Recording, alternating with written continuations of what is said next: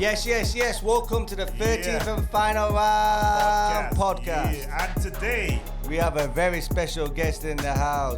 Danny McDermott in the house. Yeah. Yes, Danny. How you doing? Well, thank you. Thanks for having me on the podcast. Oh, nay. So good. So what's good, Danny? Good. What's good been happening with you? Well, what's new? What's new? Yeah. I don't really know. How's life after boxing? Life after boxing. Well, boxing was a big part of my life, as you know. So I've been doing a lot. As you know, since stopping boxing, I've become a hypnotherapist. And I've been working with lots of different clients through the years. So I think my last fight was in 2011 or 10 even. Yeah, so 12 years. 13, yeah. It's been a long time. And it only seems like tomorrow and yesterday. It goes fast, doesn't it? Yeah, it goes fast. And then suddenly you realise how long the years have passed. Like, since you retired from boxing and you went into hypnotherapy, tell us about that, because I find it always interesting. Tell us how long it took to build that kind of client base up. Well, the thing is, I'd started part-time when I was still boxing at the time, so before my second fight as a professional, I'd started the business up, and I was slowly just integrating and building up clientele at that point, and then it just built, and before you knew it, you've got a good little business going. I find it really interesting. How did you even think to start studying it? Or what kind of? So I think boxing's a mental game, isn't it? So since I was a kid, I walked into the amateur gym at the age of 11, and I do think boxing coaches are the original hypnotherapists. I look at my old trainer, Harry Pinckney, Kevin Cunningham, and there was Dennis McCann in the boxing gym. Yeah. Now, Harry had a way with words. He made every single one of his boxers feel like a world champion. He was perfect with his words. He knew exactly what to say. Yeah. He'd lean in with that crooked, broken nose of his, hypnotising you and going, don't worry about the scorecard or what the judges say. I'll tell you how you did. That's what matters. Yeah.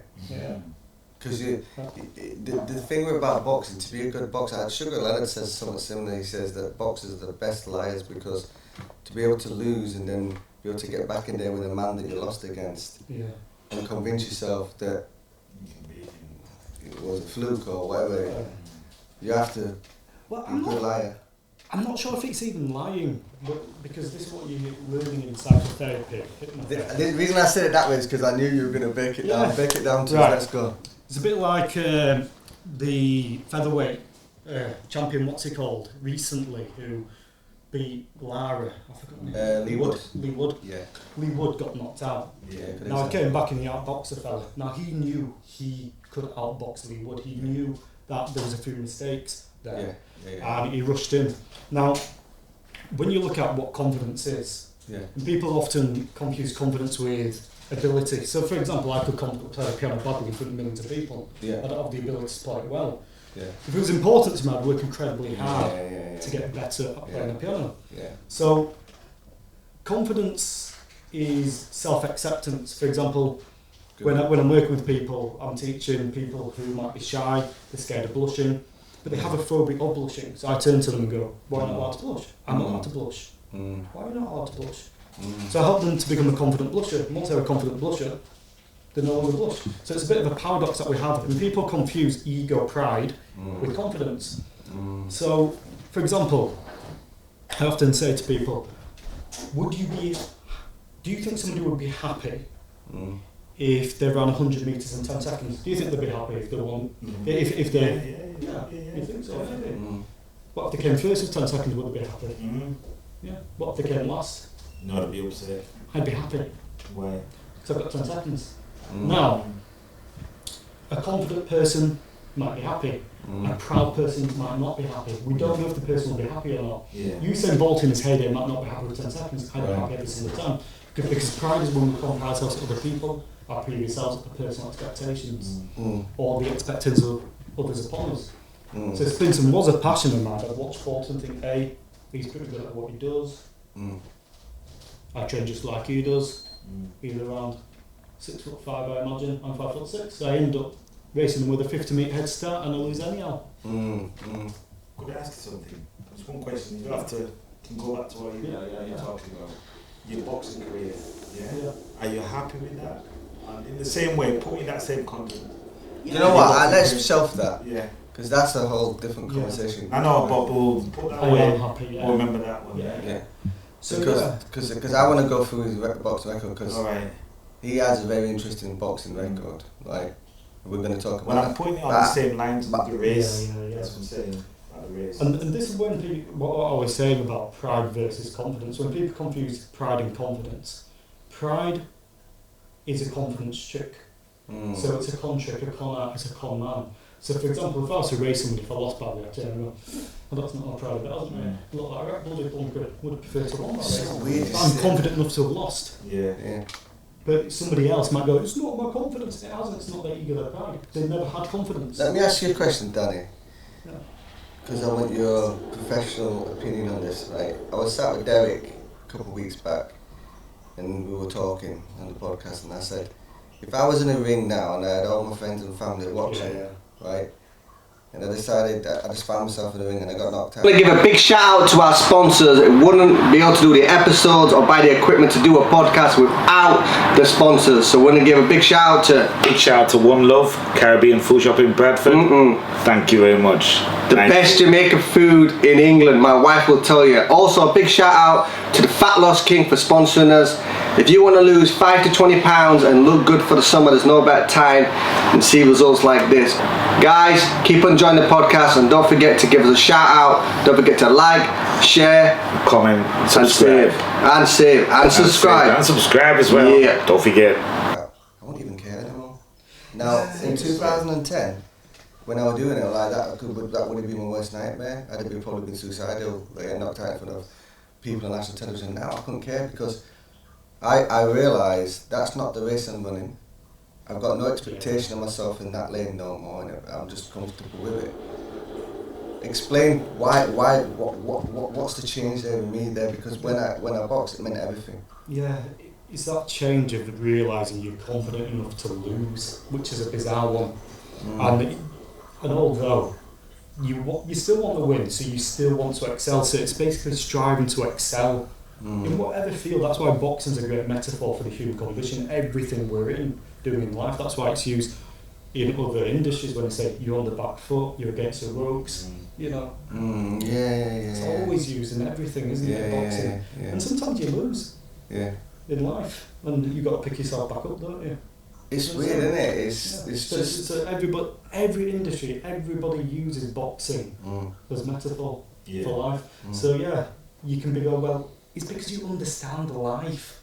You understand you don't always win. And that's why you're okay with it, and you realise other people understand that more so than you think nowadays. When you're a kid, you know, let's be honest about it, when people are in their 20s, they're still kids, and they don't understand that. It's not the end of the world. Slightly devil's advocate to it. Let's say, don't you have to care to want to win? So like if you're in there, I don't care if I win or lose, it's like, how are you going to win? You still want to win. You're striving for excellence. It's not about being different, so you're doing your very best. You are pushing yourself, but you're racing your own race, basically. Right. It's more about me. That's exactly what it is. It's a process almost of, winning is the goal for lots of people, but it's actually the process of, we're in the present moment, what's actually happening right now. If you're always thinking about winning, that's when you become desperate. You become desperate and you make mistakes. Do you know one of the biggest things for me now is, me and my wife go back and forth on this, but I think she's turning the corner. My wife's 8 years younger than me, so in some ways I feel like I'm ahead of her. But I don't care what people say, think of me or say of me. Like when I was younger, I honestly would. There was a time where I really cared about everything anyone says, and then there was a time where I was telling people I don't care what anyone says, and I did. Now there's a time in my life, it's like I haven't got time to care about what other people are thinking and saying about me, because I'm so focused on what I'm doing. It's me against me now, so it's like when I get down now is when I feel that I let my own expectations come down rather than I don't really care about the expectation of others. Does that make sense? And I wish I've had that mindset when I was boxing. Yeah, it's exactly that. You know, you're having to work with your ego, your pride in everything. So I think the great thing about modern day, social media is a blessing and it's a curse at the same time, because people are always comparing themselves against other people on social media. But there are some very, very wise people. So you look at somebody like Mike Tyson, even nowadays, you see the way he's shifted in his attitude, he's humble, he realises, you know, that none of that really matters too much. The most important things in life are the love, the people close to you, and I think that's what really matters. In the end, you realise, I know this is a boxing podcast for goodness sake, but it's only a bloody sport. You walk away from it, you realise, it was good fun. And you put everything into it. Someone asked me recently, why would you have one episode, a former world champion, and the next episode you'd have a trainer, and the next episode someone's had a couple of fights? Because everyone's got a story to tell from boxing. And I find every aspect. I was thinking you'd run out of champions. No. He was always on the list. I always knew that this episode would be an interesting episode for fighters watching in, who active fighters or people that have come out of boxing and struggling with any kind of depression or any kind of struggle. This is the man to see. Derek Roach will testify. I've even taken my wife to see him and he's done wonders. That when you start to understand more about yourself and what certain words and thoughts and things are what you put in your mind, and you start to debunk them, you start to have a different outlook. You definitely taught me that. Like just a couple of times that I came and watched, I'm like, it made me think. Yeah. Well, what it is with everything in life is, when we look at anxiety, depression, hurt, shame, guilt, envy, all these other emotions, and lots of different conditions can come from those emotions. So there's so many psychosomatic conditions. So there's conditions. For example, somebody might have eczema, for example, really bad. That's a biological. But is it biological in origin, or is it actually psychological in origin? Sometimes we don't know. But a lot of times it's psychosomatic. So it might have a percentile of it being biological. But it's exacerbated through the anxiety that person has about the condition. Now, when we look at how anxiety works, for example, all anxiety is a trick of the mind, subconscious mind. So you've got your conscious mind, your subconscious mind. Now, the subconscious mind doesn't understand the world around it. So if I was to say to somebody, why are you scared of spiders? I don't know, I think it's daft, isn't it? That's still a phobia, it's still panic when I see them. So on a conscious intellectual level, the inside spiders get harmed. On the subconscious emotional level, they're still panicking. So there's a conflict between the conscious rational mind, subconscious emotional mind. So the subconscious is playing tricks on us. So, for example, if I was to do a party trick in front of people, and if they were to turn around, oh my gosh, it's a supernatural being, they would start to panic, wouldn't they? But most people go, how's he doing that? My eyes are deceiving me, my senses are deceiving me. But he's not a wizard. Yet when the subconscious mind plays tricks on people, they start to fall for those tricks of the mind. They're just tricks. Now, once you understand how tricks perform, you can't fall for it anymore, can you? No. Same understanding the subconscious tricks of the mind. That's what I'm doing with people, is getting them to understand those subconscious. But how did you get to this situation where you wanted to study this, or how did you get where you get? Because I do. Right. I know you as the boxer training with you, running around here, then having a gap, and then all of a sudden you're doing this. Well, how did you get here? I was already in the midst of doing it when I met you, and I think I was. You're quite quiet about it. I was very timid. And I kept myself to myself, and I have done in life with stuff, you know. So, from the age of 11, I walked into that boxing gym. I was always interested in history, how people's mind work, because all you have to do is look at history and you realise, you know, why has a whole society gone that direction or this direction in the masses. So I always realised that there's mass hypnosis going on everywhere. And then when I got to the end of my GCSEs, I wasn't actually going to study at A-level at all. And I suddenly got asked by this lady, when my fans were enrolling that day, well, have you thought about doing it? Psychology, don't you?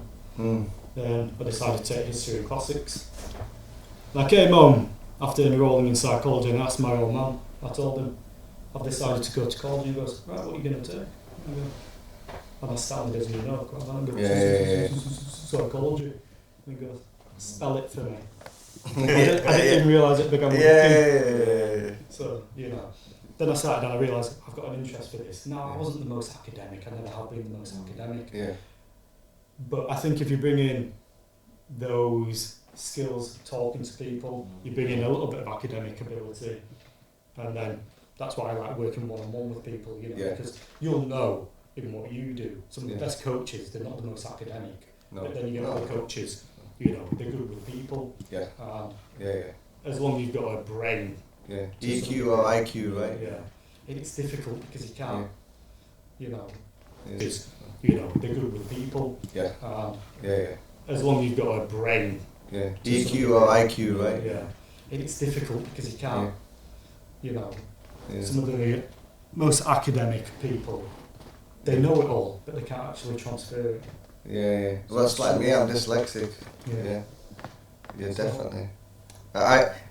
Do you think that knowing what you know now when you had your boxing career, or did it help you in any way? I'm not sure. I think I was still a kid. Still mature. Because the strange thing about my boxing is I stopped boxing as an amateur at the age of 18, I think it was. And I've been doing that at Meanwood. Now, I went to uni.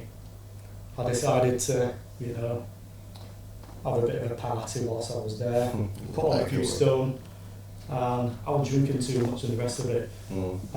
Then afterwards I was running a bar with my cousin, and again, probably drinking a bit too many beers. And I got to a point where I realised I miss boxing. I miss boxing so much. And I got in touch with Derek, and Derek was great, he invited me in. I went to train with him.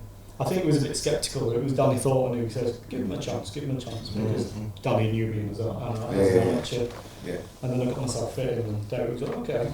Got me sparring and realised, okay, Danny was shredded this weight off. Seems to be strong enough. Yeah, we got in there and we did it. We tried. You know, listen, first time I sparred with you, I was quite surprised how hard you hit actually for your size. You had a natural punch. I remember we were sparring and I definitely underestimated you. I took the jab, a lazy jab. You come over the top with the right hand and crack with that right hand. And because I have no ego no more, I don't know if you remember it, I got out. It's probably the only time that I ever got out. I mean, you were right hand. Why did you get out? I carried on because I was stunned. Like, not knocked out, but you know, stunned on my feet. And then I carried on sparring for about 30 seconds, let the round end, and then I got out and I went, I've got to go, like, I've got a meeting, this, that, the other one, like, I'm getting out of here because you caught me right, and I felt it. Well, I don't want to sound, this sounds like complete arrogance when you say it, but I was always confident in throwing a good right hand. Now, sparring was a completely different game to me, where I would hold back. Even as an amateur when we were training, my coach would tell me off for holding back. And I still remember training as a pro, and Derek would go, he's a bigger lad than you, Daniel. Throw the backhand, throw it. And he told me, just throw that backhand and get irritated by me. And eventually I would, and then it's like, well, Yeah, because you would have been fighting just naturally with people all the time, wouldn't you, in the gym? Yeah. Because I was so small. Yeah, I felt that way when I was sparring with Danny. When Derek had me sparring with Danny, and Danny would like freestyle everything, I like to hit him to keep him off. Because Danny would just keep coming. He's just relentless. Well, I remember sparring Danny Thornton one time, and I remember being absolutely idiotic. I sort of moved, shimmied around, and he hit me with this left hook, and I thought, okay, I took it, and I remember just smiling at him. He hit me again with exactly the same punch, and I was like, okay. Carry on. They hit me again. 3 times in a row, so it's ridiculous. Well, it's boxing, isn't it? It's good how you look back on things and see it differently, right? Yeah. It's like, I always have this saying that, because I'm around a lot of the general public, and they all see me, laughing, joke, he's easy, and I always tell them, I've got a bigger ego than you, you know. My ego is bigger than anyone's in this gym. You just can't see it because my self-discipline is bigger than my ego, and I box it off Yeah, I think that's it, isn't it? It's all like monitoring yourself and going, okay, I know. I think you have to have that ego to do well, to actually believe that you can do it as well. Where you go, because I think in the back of your mind, even to this day, you know, you have that itch, don't you? And you watch it. I had it last night. And you still go last night. Yeah. You still go, yeah, I could do that. I'm 45. I won't win any titles, but I could have another fight. And then I'll go and sort of like hit a bag. That's blooming hell, I can't do it, can I? No, I was hitting the bag all this week, and I'm like, yeah, I can do it. We could have signed him yesterday. Yeah, I was ready to fight. Ready to fight, you know. Yeah, well, no one's as bad as you, D. Yeah. Come on, Well, like D made about 5 comebacks. His last comeback, he had a white collar boxing match in a cage. He had it in a cage. It was in a cage because we put MMA on the same time as boxing. So basically, I sort of thought, you know what, it's my show. So I thought, I'll go on it. And I thought, right, I've got a month to stretch my weight off. If I can do it, I can go out pro. I'm testing myself. Yeah. I shred the weight off. How old are you? I was 35, 38. Right. And 2015 that was, so 38. And I did the weight and everything, and I was depressed. You know, that butterfly and everything, and I thought, I don't like this. So I have to fight, and that's it. I won it, but that was it, man. I thought, I can retire now. Did you feel like you had the skills there? Yeah. I beat him, the kid. It was the only fact to stop him. Yeah. But I didn't like the build up. Butterflies and stuff weighing around. All of the guys. Do you think you would have found it easier had it been more of a ordinary official British ball? I think it'd be the same. You're right. Because go for my career, I had butterflies all the time. I love that feeling. Yeah. Always. Did you have butterflies? I used to hate it, and then I got to a stage where I liked it for a small period of time, and then it went back the other way, like you're saying. It's like, do you ever feel like when you go? Have you ever felt this? When you go and you train, you get butterflies, and when you get to the show, you want to go to bed. You think you want to go to sleep. The adrenaline. Tired. Because the adrenaline dump. Yeah. You warm yourself out. Yeah. It's about embracing those feelings out there. Yeah. So when you actually your heart's accelerating, you're spiraling, flushing full of adrenaline. Yeah. Now, positive emotion, that's physically identical to anxiety, is excitement. You're embracing it. Where do you guys feel it most? Was it in the change rooms, on the way to the venue, a couple of days before, at the No, something. Where did you feel it? Do you feel it all the way through? From what they say, you fight, blah, blah, blah. So basically, you're all in the respect for from blah, blah, blah. What about you? I think I'm a bit blasé. This is really, really odd. It's good for you, though. I'll be okay. And then, when the bell rings, it's like ding, ding. And it's actually, I'm okay. Yeah. But there's that moment of ding, ding. Yeah, like, and I look at my opponent, and it goes, what the hell am I doing here? Yeah. I know. and then I'm okay again, but it's in that moment, just, here we go again. I've got it when I walked out from the crowd, and I'm like, actually, like looking at the crowd, and like, I'm on the way to it, and it's like, and you got to make your mind up. You know, if you was a normal-minded person, you're like, turn around and I'm out. Well, you can't because you're on the way out. This is the advantage that I think what I was saying about my old trainer, and I'm gonna push it because Harry was different. Yeah. And you look at different people. You had Brendan was the same. Yeah. Now Harry wasn't the professional trainer with some of the technical side, but he was a mental coach as well as teaching you the basic fundamentals. Now Harry, I remember what he did when I was a kid. There was a lad called Craig Harding fighting. He goes, Danny, I'd like you to come along with us. So we went down motorway in the Harry Mobile. We took that destination. Now, I don't know how we ever ended up at these destinations. We never knew where we were going before sat-nav. We'd have Kevin beside him, bald-headed sat-nav next to him with a map in his hand. And then we'd end up at a destination, we'd end up at the venue. I remember one time being in the change room with Harry, and he sits opposite me, and he just looks at me. You alright? Yes. Can you feel that, Danny? And I'm not fighting this, and I'm like, what's he on about? And he goes, yeah, you can feel the fear in this room, can't you? I'm looking around, all these fellas, I've got imposter syndrome at this moment. I don't deserve to be here. And suddenly, I look over, and he goes, it's normal to be this. You know, every single lad in this room is feeling like this energy. It's normal. Ain't that right, Craig? And I'm just there to look what what's it about? But And he goes, right, we're going to be walking to the ring and I want you to walk with us. You stand by me, you're going to have a bit of out-of-body experience, you're going to feel a bit weird, but you follow me and you'll be fine. And he kept on doing that time and time again, so he was basically desensitising me to that feeling. And it was great. Have you ever felt this, and you, John? You know when you're really training in the car, driving to the venue, you don't know where you're going, you haven't got the map in front of you, but your senses feel, oh, we're here now. Butterfly effect. Do you ever feel that, John? To know that you've reached the venue and you don't even know what it is? You're right, actually. This is when I would start to get butterflies. And it wasn't a bad one, it's when I saw other clubs. Because the club that I went to, Greenwood, I fought my first 10 bouts with trainers on, we didn't have boots, couldn't afford boots. And it's only when I was fighting Ireland Road, there was a solicitor bought me my first pair of boxing boots. Felt sorry for me.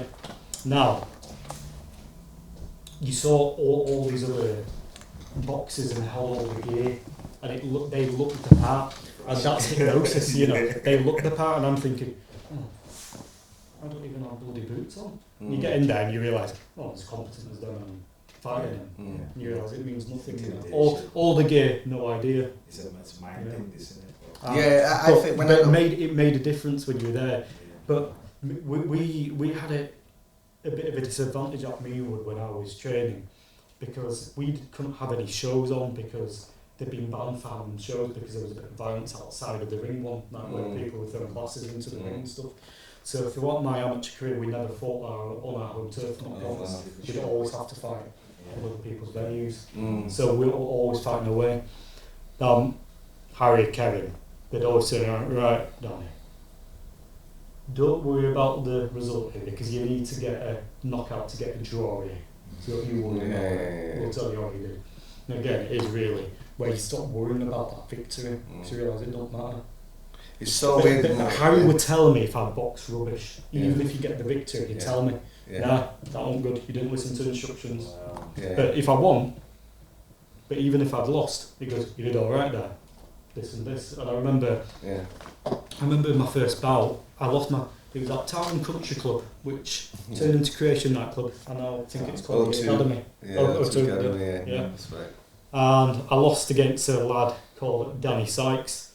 Now, they couldn't get me a fight for age because I think I weighed about 5 stone. And Harry came up to the scales and he was leaning on me, to push me down to make sure I can get the belt. And I ended up losing that fight. And then I remember Harry was proud of me. He said, "You done well there." Then I remember fighting a fella called Carl Simpson in my second fight. I won that fight, 100%. How do you feel? Afterwards, I felt a bit gutted because I had to go to school the next day, and there were a few lads from my school who'd gone, "Oh, Danny, you won that," and so it made me actually feel okay because they said, "You did all right, even though I'd lost it. People coming up to me, shaking my hand and stuff, going, "You did well." Now, I fought a lad in Hull and I won that fight.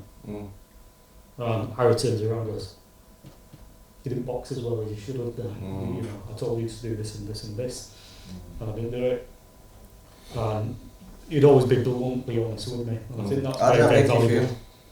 Him telling me the truth. Yeah, because the reason I ask is because I've won when I knew I shouldn't have won and gone home disappointed. Then I've also lost but knew I won and gone home happy. Yeah, and sometimes you lose, but you did your best. You feel that's what I think real winning is, though. And that's what I'm saying. You know deep down, and sometimes it's variable outside your control. Sometimes a fella's just better than you, for goodness sake. Just got to show your shoulder and go, "You know what? I met him a match today, and well, more than a match, and good for him. He's going to go away and do that." That's what happened in that fight with Errol Spence and Crawford, right? They both went into it. They're both supremely confident that they were the better man, and Crawford was just the better man, right? The strange thing is, I've always gone into every single fight as if I can win this.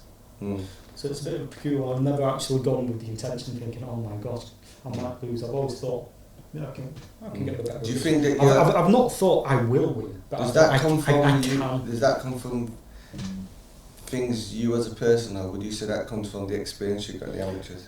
Oh, a bit of both. A bit of both. I think there's always that, well, I might get lucky and get catching. So even if I'm losing in a fight, I know that I can potentially hurt the fella. Yeah. You don't put anyone on a pedestal at all, do you? Your mindset is they've got 2 arms, 2 legs like you, right? We're human. We're human. And if I've done my best, and I go, again, I know this fella's much more time out there. Yeah. But you kind of go, well, I can get lucky here. Yeah, the reason I say that is because you had 3 fights, alright? As a pro, yeah. As a pro, right? Come on, man. You had 3 professional fights. You lost 2, won 1. But if we talk about the people that you boxed, okay. Right? So you boxed Flanagan, who went on to be undisputed lightweight champ. Not undisputed. Undefeated, sorry.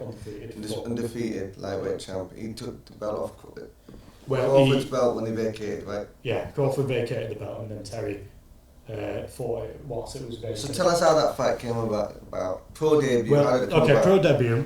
We've been looking for a fight for a while. Yeah. Dave could be for me. He says, just be ready, Danny, just be ready. And I'll try and do his accent.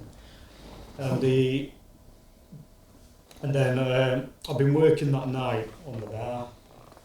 I remember the night before, I was going to enroll in one of my courses actually. Mm. And I remember going to one of these customers' gym. I've been sort of like talking to this person throughout the day about enrolling in this course, and I couldn't afford it. I had no money. I was broke. And they say, are you going to enroll in this course, Danny, because you need to make a decision? I was like, well, I can't really afford it. Anyway, following morning, I think it was about 6 a.m. Derek phones up and goes, Danny. 6 a.m. in the morning? Wow. Something 6 a.m, 7 a.m, something early enough, you know what I mean? We've got a fight potentially for you tonight, do you want to take it? And go, yeah, where is it? Blackpool Tower. It's against this young lad, he's an ABA champion, he's going to be pretty good, but we reckon we can cause an upset. I was like, yeah, let's do it. 8 hours notice? Yeah. Oh, So wow. we went over, we drove down to Blackpool, and when we got there, I was, Derek told me, you can hurt anybody in the ring basically, we can cause an upset here. So I was like, yeah, we'll cause an upset. Now it was a stringy southpaw. Stringy southpaw. And I remember just, you saying, when you sort of like look at people, and the curtain was about to open up, and I hadn't seen him yet, so I had no idea. And it was his pro debut. He was taking a risk. I was taking a risk, but he was taking a risk. Yeah. And that's why I appreciate him, is that, no, he didn't just take the easy route. I wasn't a journeyman, I was there to win.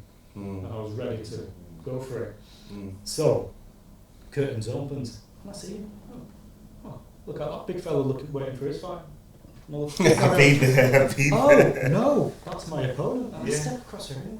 He looks tall, he's 10 he's foot massive. tall. But not just stringy, he also looks, how the hell is he 8 stone 10? Yeah. He went to these just weird, built differently. He got all the way to lightweight.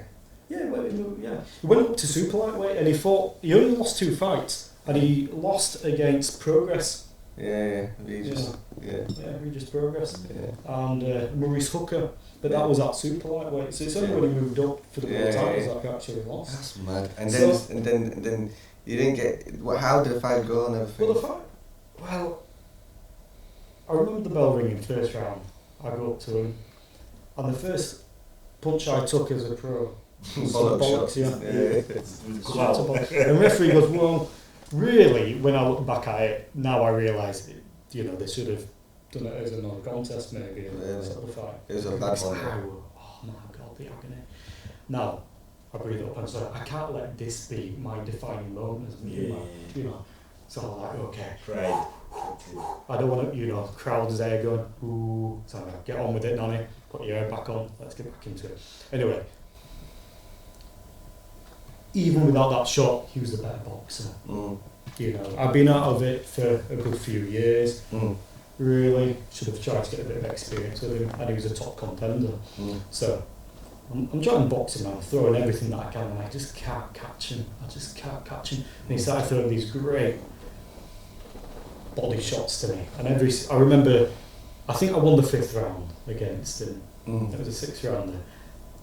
And I remember hitting him with a few punches and going, okay, maybe I can catch him, maybe I can causing upset. So I was, even in the north round, confident. you know. But I know I'm getting hurt. There was a head clash, massive cut across my face. So it's seeping into my eye slightly. Not ridiculously, but enough, and I'm going, okay, how can I actually catch this fella? I just couldn't by the end of it. But towards the end, he was hitting me with his body pumps out like every time he was throwing. I could see it coming. He was winding it up and he was like, here we go. And I was like going, okay, I'm going to take it in. You know, when you can see it, but you can't really do anything to stop it. You know, when you were boxing, do you ever have these feelings where if you want a front punch, but it's slow motion, or something's holding you back and you can't throw it? You can see it, but you it's can't. like, there are times when it's like a dream. Yeah. I'll tell you who I sparred one time, and he was only young. Now, Damo Jones, can you remember Damo Jones? I remember sparring him, and again, you know, he was a middleweight, southpaw, and sparring him. He was just moving in a certain way. I was like throwing a few things and going, I can't catch this fella at all.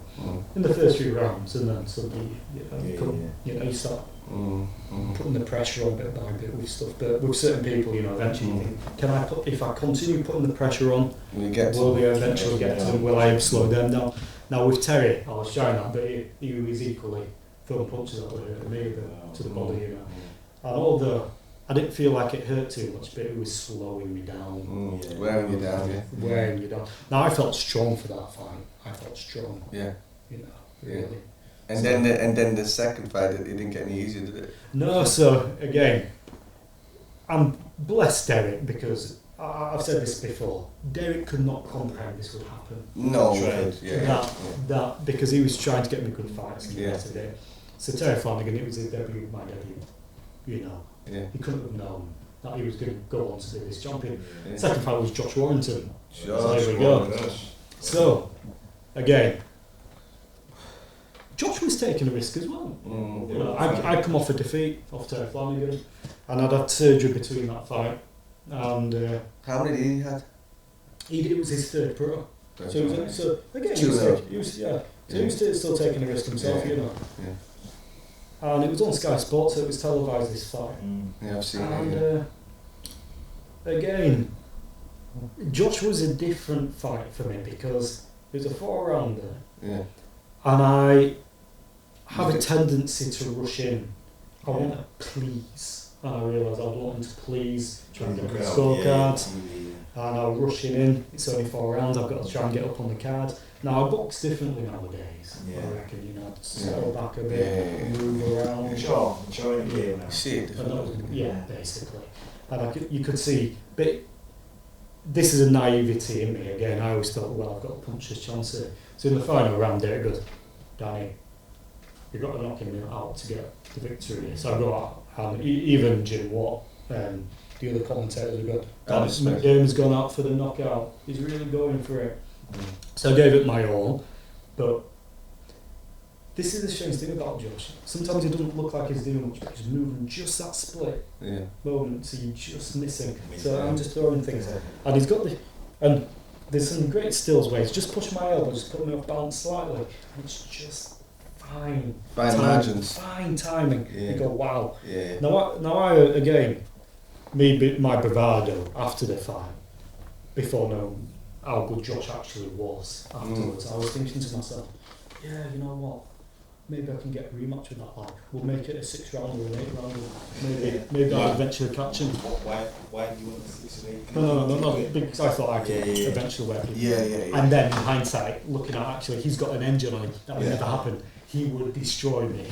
Yeah. And one thing I've got to say there, because I don't want to sound weird, I know that I fought Terry and Josh when they were novices. I did not fight them as a premier champions that they became. I'm under no illusion. But I think that them slightly being ahead of you were a better experience for them than it was you. And I think if you'd have, and this is not against Derek and this and the other, it happens and it's boxing, but if you'd have slowly been managed slightly different, it might have been a different story. Exactly. You know what I mean?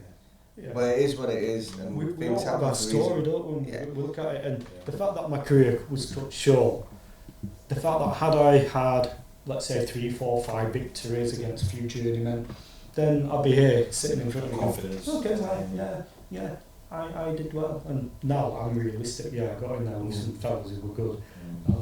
Yeah, you know what? I recognise that there's levels, and I'm under no impression that. No, that's a good level, that, because you ain't back down.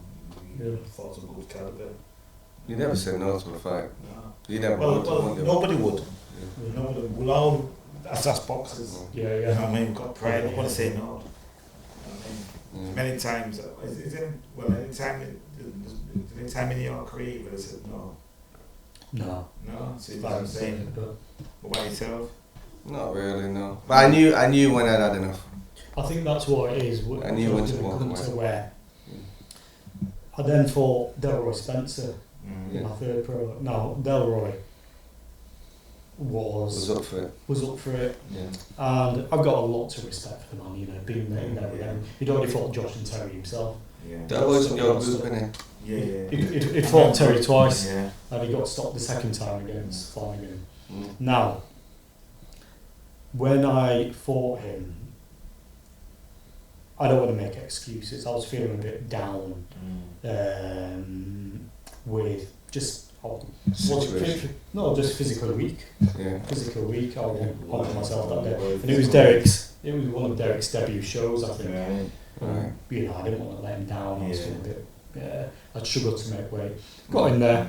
I got the victory. You know, and I knocked Delroy down in the fifth round somehow, because I didn't feel like I had any strength, so I wasn't myself in there. Mm.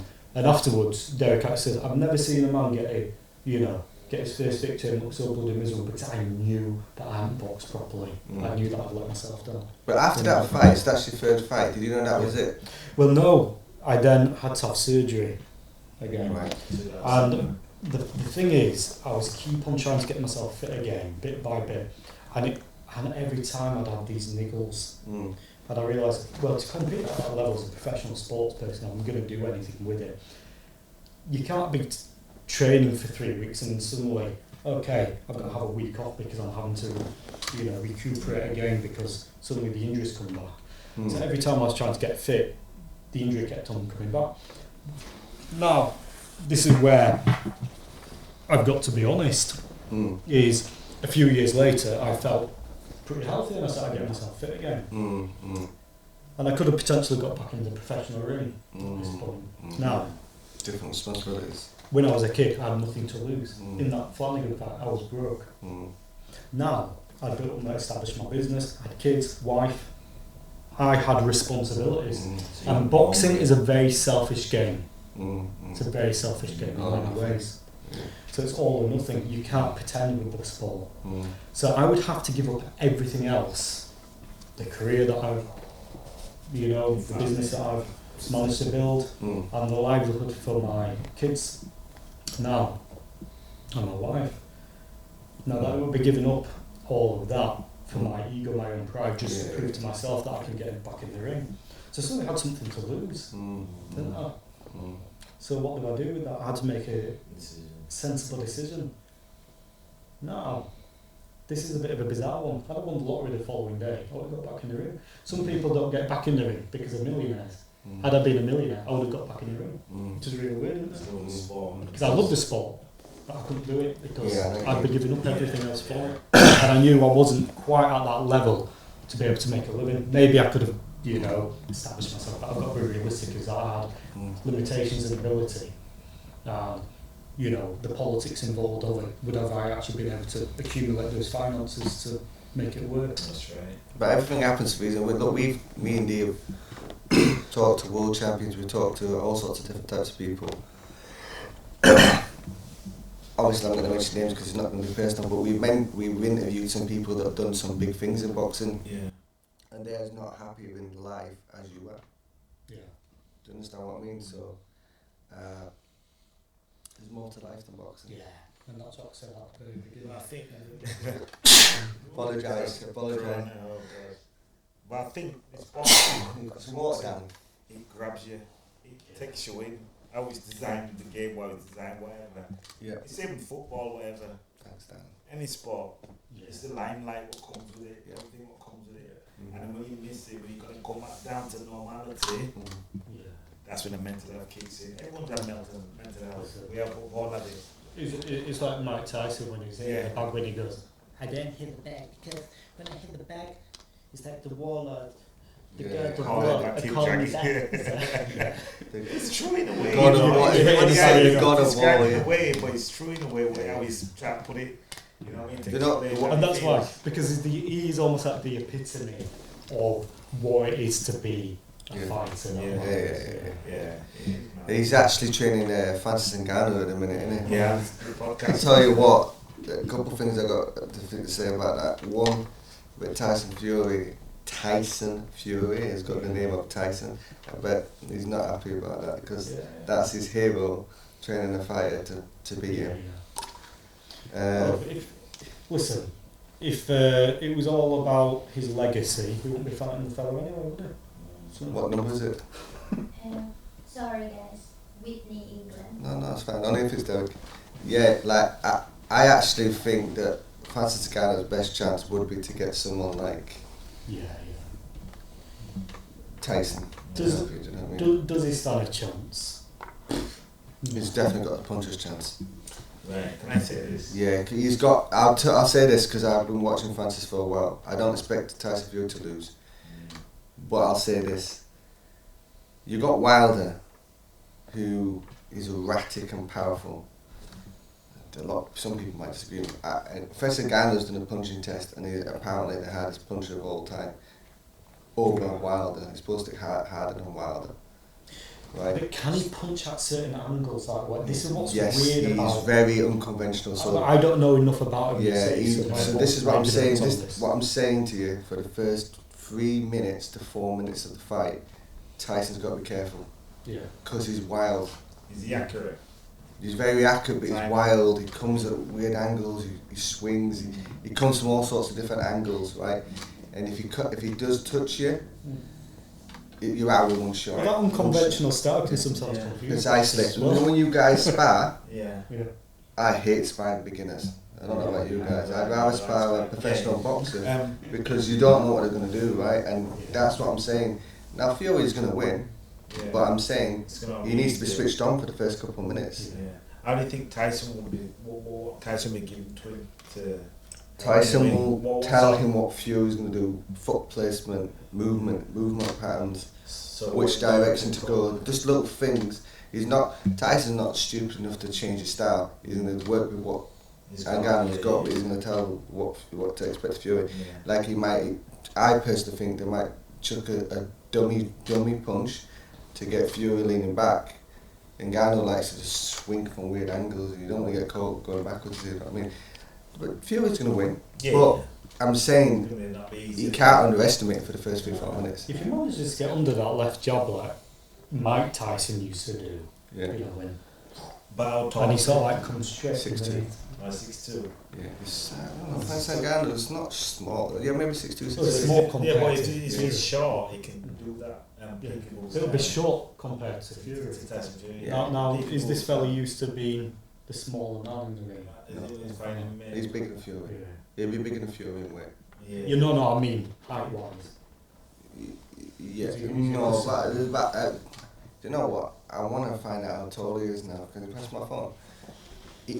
Every time he fights, his opponent seems about the same height. He's not short. Yeah. Well, there might be a bit of an advantage there in some ways. Yeah. That was one thing I'll always say. I'm not sure.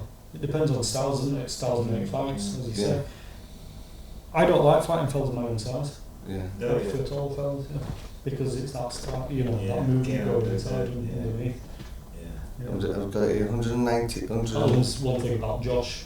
Yeah. 1.93 meters. So it's like, you can't get underneath. It's 6.33 feet. That's completely wrong. Does anyone know how to convert height 1.93 meters? Do you know how to do it? No. Anyway, it'll be shorter than Fury. We know. Yeah, he will because you're 6'9", isn't it? Yeah. So he's shorter. No, it's only here actually 6'4.5". Yeah. So it's about the same size as Josh. So is he used to fight tall people? Joshua was 6'6", and They're about the same size as him. Maybe he's not. He's never. I've never seen him in a fight where he's the shortest. Right. Yeah. No, Josh was about 6'5". is it? Yeah. But he boils down to 18 stone 5. So he could potentially come in about 19 stone, but he's muscle. Yeah. And that's what I'm saying. Like the muscles are not going to help him after 3-4 minutes oxygen levels, right? But he's going to be very explosive, very, very early on. He's going to be very explosive.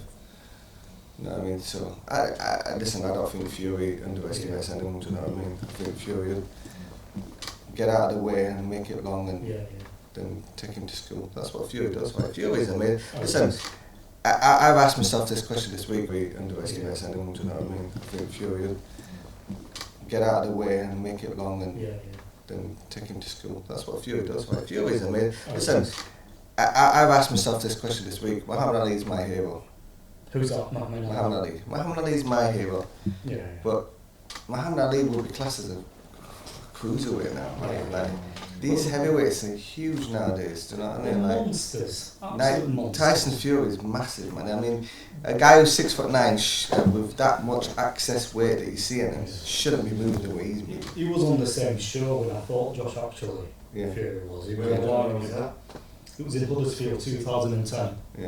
And I walk in. He had hair. Long hair. Yeah. He was a bit younger, you know. And I didn't know who it was at this point. Yeah. I hope he's not my opponent tonight. But when you look at someone and go, that's a monster. Yeah, he's a big guy, isn't he? Yeah, he's a really big guy. He's not skinny with the height. He's a bit chunky.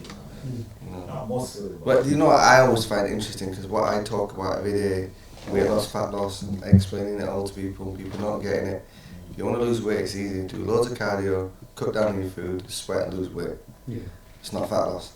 It'll come back on just as quick as you lose it, because you're not doing it right. Now listen, Tyson Fury has got loads of fat in him, right? What is fat? It's just stored energy, right? Yeah. Now, if you don't use stored energy, you look fat. If you know how to use stored energy, it's a different story, right? Yeah. So you look at AJ in the first 4 or 5 rounds is what he is, and then he starts to gas, right? Because he hasn't got stored energy in his body, he's got muscles that need oxygen. Look at Fury, it seems like he's getting more energy as he goes through the round. Someone with that excess fat in most people's mind should be thinking, how is he? He's a fit guy, do you like or not? Cardiovascular wise, Fury is fit. Yeah. Like, to be able to move that, I could do 12 rounds. Well, you know when you put a bit of weight on and then you go and hit a bag or something and you realise, I've got the energy to go through this. That's what he used in the fight. Yeah. 12 rounds in a bag in like 12 rounds of, like, you're not even sparring, it's not even 12 rounds of fighting, right? Like, he's doing... You're taking punches. Yeah, you know what I mean? He's just incredible what he carries and how he carries it and how he uses it. That's one thing about the heavyweights, which I love about heavyweight division. It's a curse, because imagine if you're only just big enough to be in it. Yeah. Like you're saying. Yeah. Muhammad Ali, you know, so you're just big enough to be in it, but you're not a giant. Yeah. Now, when you don't have to worry about your weight in the boxing ring, it would be amazing. And that's one thing, if I was to go back, is I'd definitely fight at super feather. Yeah, super feather. I thought you were going to say you'd definitely fight or lightweight. Yeah. And that'd be easy. We all do that. Like, when I look back on that, you know, when I was around sparring with you and all the rest, I was trying to go down to 10 stone. I walk around as a cruiserweight now. So, I mean, I've got a little bit of access to it to lose, but fat to take off my body. But I'd be a super middleweight, you know what I mean? I'm 10 stone now. Yeah. I'm 10 stone. Yeah. This guy's a small 10 stone. So, you know, I could fight at 9 stone 7. Yeah, probably a bit more muscle. Pardon? This morning I weighed myself 15.5. Yeah. Heavyweight. Box at 12. You say... You're fighting Fury. Yeah. You say it like it's a new thing, you've been everywhere for a while. No, I've been 16.10. 16.10. Yeah. Once you're heavyweight, you're heavyweight anyway, once you're over that weight. Guys, let's wrap it up there. The reason I'm going to wrap it up is because we're just about to watch the Wow, boxing music fight. So what are you going to say about this fight? What do you think? Where? everybody's got a puncher's chance. Yeah. And you know, I hope Danny goes in there and he gives it his all. That's right. Really goes for it in the first round or two. And if he gets laid out doing that, at least he can turn around and go, I gave it my all. You can't outbox the boxer. Do not try and outbox him, Danny. That's what Joshua did. You can't outbox him. But here's a question though. Here's a question though. If Usyk fights Fury, and you just said you can't box the boxer, who's the boxer in that fight? Fury. Boxing. I think. Or the movement. I think. Because physical advantage is that Fury A has. good little boxer will lose against a good big boxer. Okay? Yeah. Now, Fury is the excellent bigger boxer against an excellent smaller boxer. I mean, everyone's got their opinion, and now, as controversial as it is, I can't see how Usyk's got a chance against him. I can't see that Usyk can hurt him. He's got movement. He can't hurt him, that's what I'm saying. He ain't got a chance against him. He's gonna do what he did against Wilder. Wilder was a puncher. Take it away from him. He's just gonna walk him down. Right, let's leave it there. Are you ready? You ready to take us out? Okay. Definitely. Yes. Thank you for tuning to 13th and Final Round podcast. And don't forget to like, share, and comment, and press the notification button so you can subscribe and get the notifications. We're here. and we're out. We out. Yeah. We out.